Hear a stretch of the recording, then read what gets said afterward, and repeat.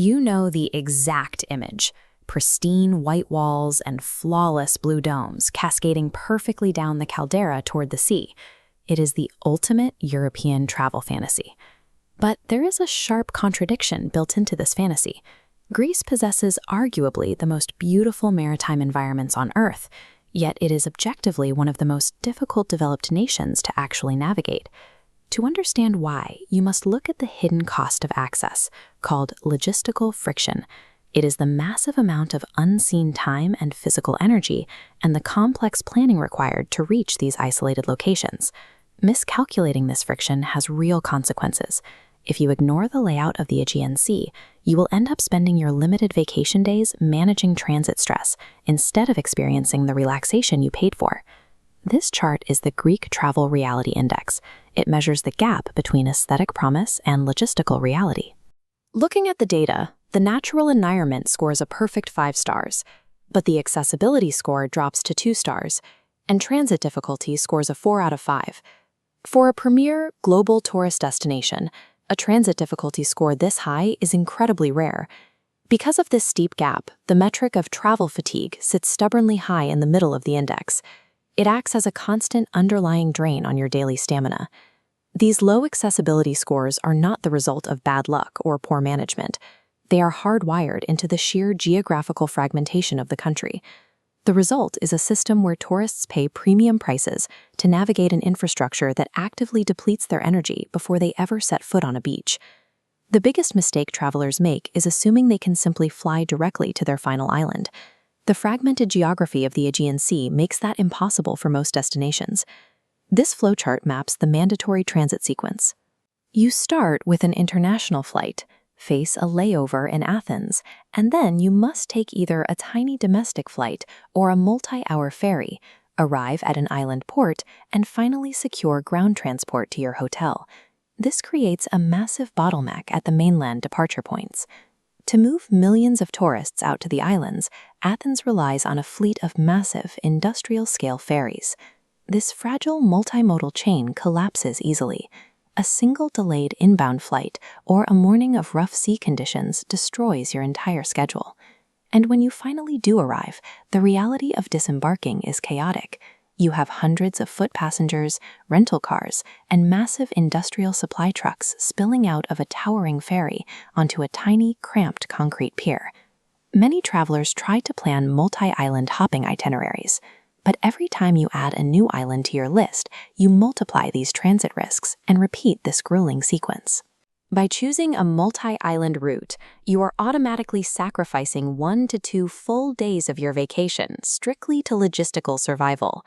Navigating this fragile transit network becomes significantly harder during the peak European summer months of July and August. Ferries have a strict, fixed physical capacity, and these small islands have a limited amount of real estate. When millions of people demand access at the exact same time, it triggers severe price surging. The baseline costs for basic ferry tickets and average hotel rooms double overnight. At that point, attempting a budget-conscious trip becomes mathematically impossible. If you enter Greece on a tight budget during peak season, you will be forced to drastically downgrade your accommodations or cut your trip short. Either choice destroys the return on investment for your vacation. Beyond the transit and the costs, there is a mismatch in expectations for high-activity travelers looking for dense cultural experiences. The sweeping coastal views are beautiful, but ground-level mobility is highly restricted. These islands are built on narrow, rustic, pedestrian-only paths that physically block the development of heavy urban transit or large-scale attractions. You are stepping into an isolated ecosystem. These islands lack major museums. They lack diverse neighborhoods and lack varied topography. If you are the type of traveler who requires constant stimulation and a packed itinerary, you will rapidly exhaust an island's novelty within 48 hours. The physical layout of the islands actively penalizes the desire for constant activity.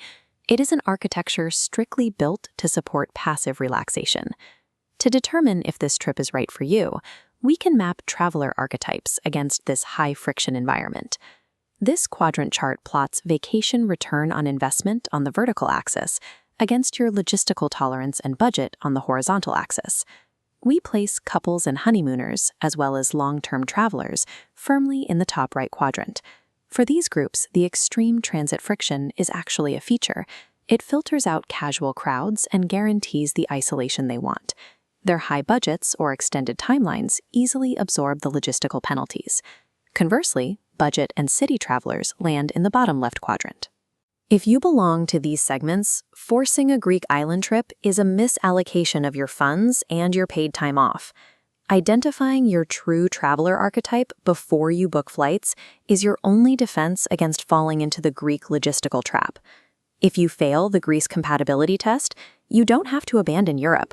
You just need a strategic pivot to an alternative destination that solves these specific logistical failures.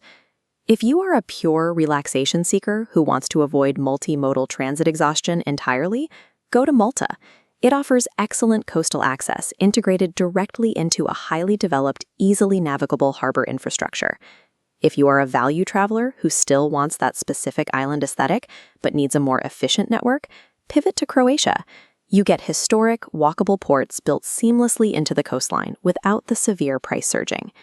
For the urban explorer who requires dense cultural stimulation along with their ocean views, choose Italy. The Amalfi coastline provides multi-layered history, complex architecture, and continuous activity. And if you are seeking expansive natural environments without the island-hopping penalty, head to the coastal towns of Spain. While Greece remains an unparalleled aesthetic triumph, true travel mastery requires weighing that beauty against the logistical toll and knowing exactly when to pivot.